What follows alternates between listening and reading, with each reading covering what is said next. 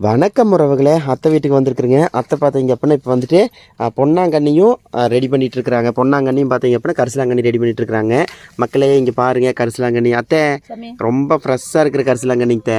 சேத்துக்குள்ள போய் கிள்ளிட்டு வந்து சரி சரி சரித்தே. குட்டை இப்பதான் தண்ணி குறைஞ்சு லேசா பில் முளைச்சிருக்கு. சரி அத்தை. அதுல நடு தண்ணிக்குள்ள இருந்தது. சரித்தே சரித்தே. சரி குச்சி வச்சு ஊனி ஊனி பார்த்தேன். சரி இறங்கிருமா பயம். அது ஒரு குளமாட்டோம். ஆமாத்தே ஆமாத்தே. இறங்கிருமான ஊனி ஊனி உள்ளா இருக்கிறது இன்னும் கிள்ள முடியல. சரி அத்தை. இப்படி நிக்குது. சரித்தே சரித்தே. தலை ஆசைப்படணும்.